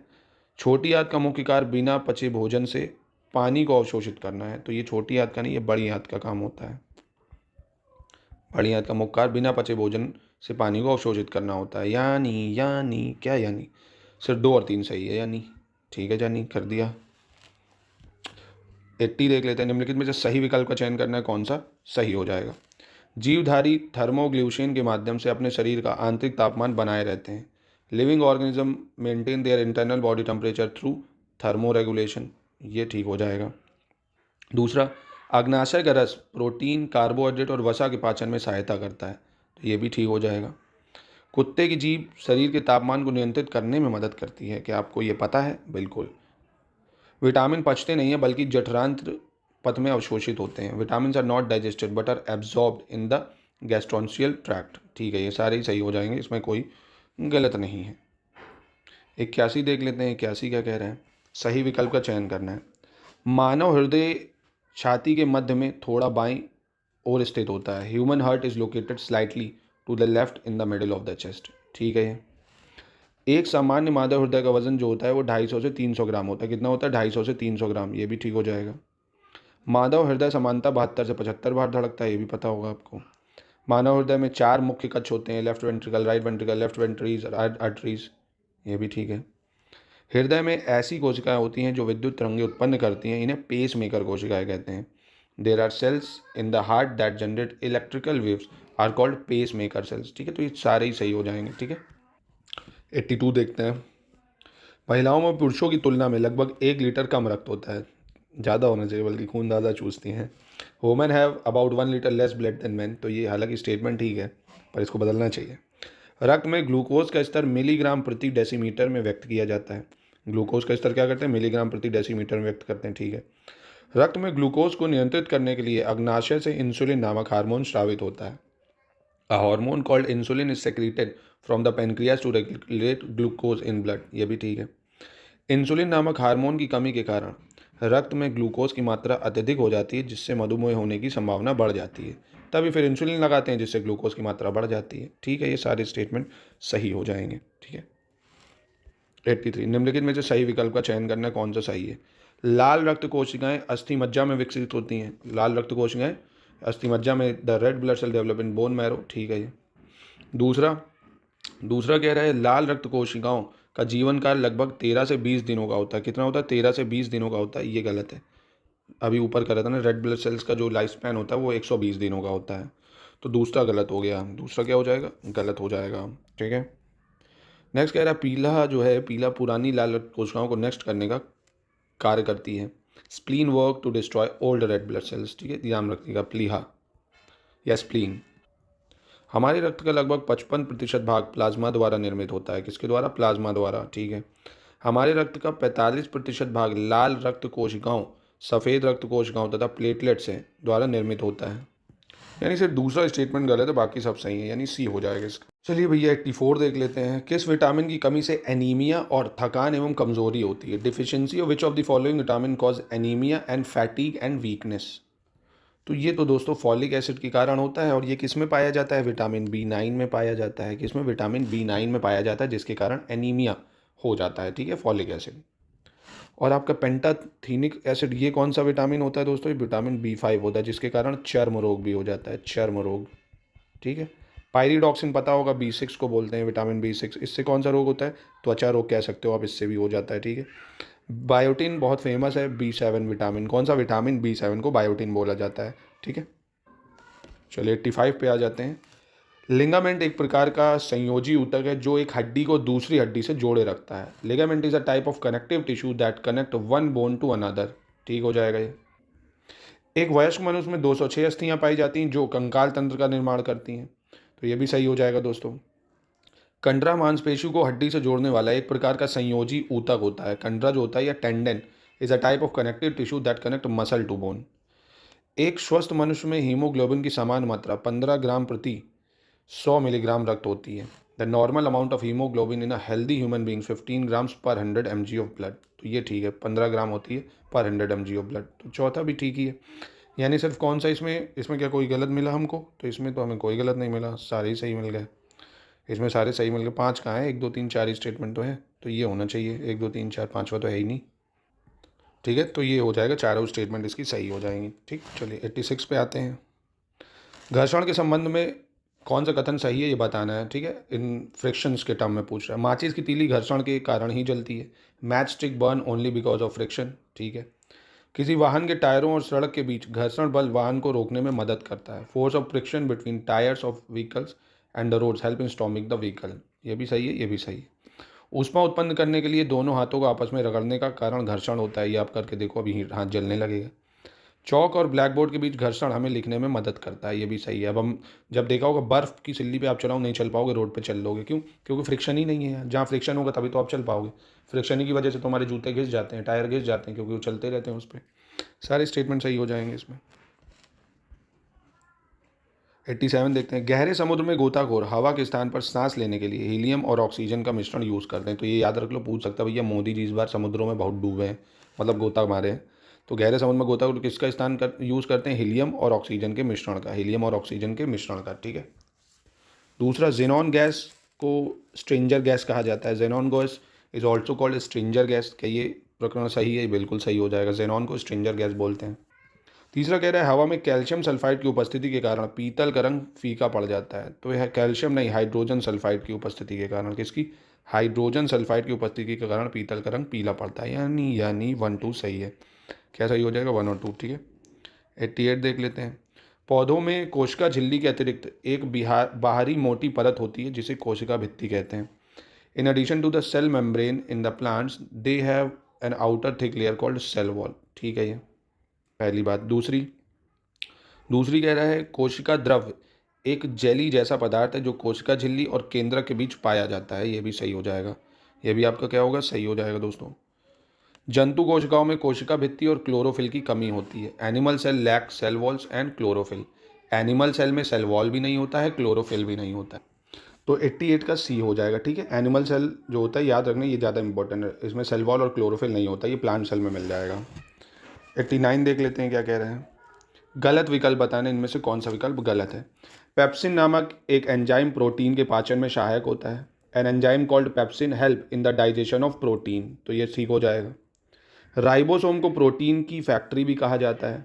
An enzyme called ribosome is also called factory of protein. ये भी सही हो जाएगा दोस्तों।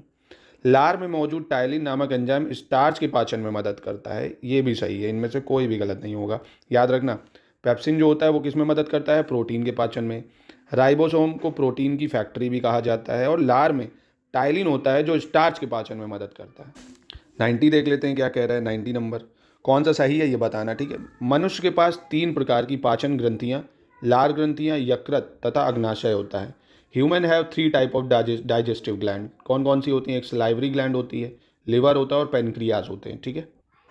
दूसरा कह रहा है विटामिन डी की उपस्थिति में मानव शरीर में कैल्शियम का अवशोषण बढ़ जाता है दोस्तों। तो ये भी ठीक हो जाएगा। कैल्शियम का अवशोषण मानव शरीर की हड्डियों में विटामिन डी की उपस्थिति में बढ़ जाता है, ठीक।